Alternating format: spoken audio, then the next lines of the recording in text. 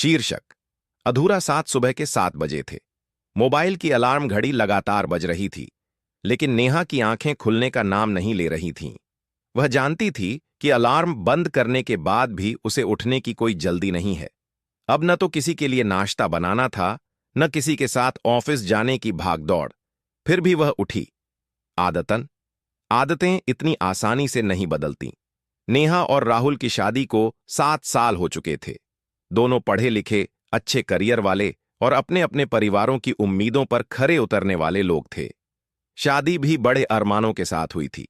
Destination wedding, social media पर चमकती तस्वीरें और परफेक्ट कपल का टैग। शुरुआत के 2 साल सचमुच खूबसूरत थे। साथ में मूवी देखना, देर रात तक बातें करना, छोटे छोटे सरप्राइज और भविष्य के सपने। लेकिन धीरे धीरे वही सपने बोझ बनने लगे। राहुल एक मल्टीनेशनल कंपनी में मैनेजर था। उसका मानना था कि करियर में आगे बढ़ने के लिए लंबे घंटे काम करना जरूरी है। नेहा एक डिजिटल मार्केटिंग फर्म में काम करती थी और अपनी पहचान बनाना चाहती थी। समस्या तब शुरू हुई जब दोनों के समय आपस में टकराने लगे। घर का भी कुछ ध्यान रखा करो, राहुल अक्सर कहता। घर सिर्फ मेरी जिम्मेदारी नहीं है, नेहा शांत लेकिन दृढ़ आवाज में जवाब देती। शुरू में ये बहसें छोटी थीं, लेकिन वक्त के साथ इनका स्वर तीखा होता गया। दोनों ही अपने अपने सच में सही थे, लेकिन एक दूसरे को सुनने का धैर्य कम होता जा रहा था। नेहा को लगता था कि राहुल उसकी मेहनत और सपनों को समझ नहीं रहा। राहुल को लगता था कि नेहा घर परिवार को प्राथमिकता नहीं देती। सोशल मीडिया पर वे अब भी मुस्कुराते दिखते थे, लेकिन घर की 4 दीवारों में खामोशी पसरी रहती थी। एक दिन नेहा देर रात ऑफिस से लौटी। राहुल पहले से नाराज था। कम से कम एक मैसेज तो कर सकती थी, उसने कहा। मैं मीटिंग में थी। हर बार बताना जरूरी है क्या? नेहा ने थके स्वर में जवाब दिया। बस। उसी रात पहली बार तलाक शब्द हवा में तैर गया।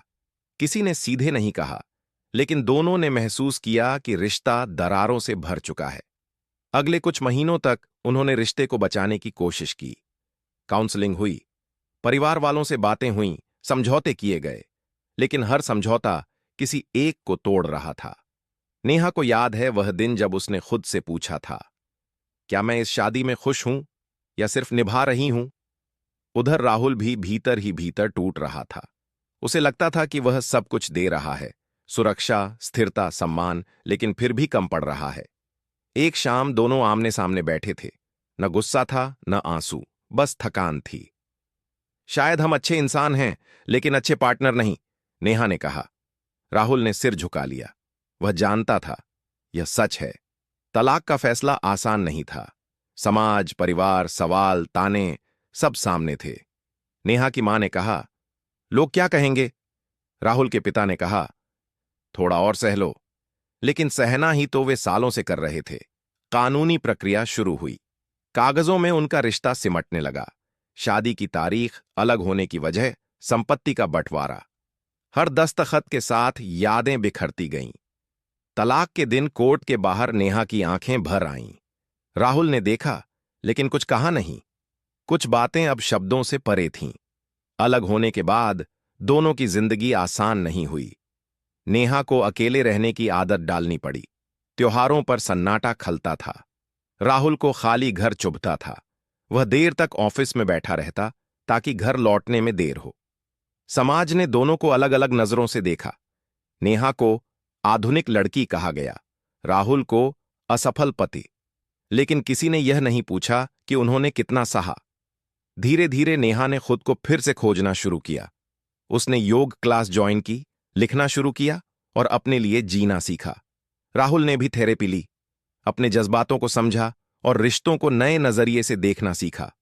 1 साल बाद वे संयोग से एक कॉफी शॉप में मिले। औपचारिक मुस्कान, हल्की बातचीत। कैसे हो? राहुल ने पूछा। अब बेहतर, नेहा ने सच कहा। उस पल दोनों ने समझा कि तलाक अंत नहीं था, बल्कि एक कठिन लेकिन जरूरी मोड़ था। उन्होंने एक दूसरे को खोया नहीं था, बस खुद को बचाया था। आज के समय की तलाक की कहानी यही है। यह हार की कहानी नहीं, बल्कि खुद से ईमानदार होने की कहानी है, जहां साथ रहना जरूरी नहीं, लेकिन सम्मान के साथ अलग होना भी एक रिश्ते की ही शक्ल है।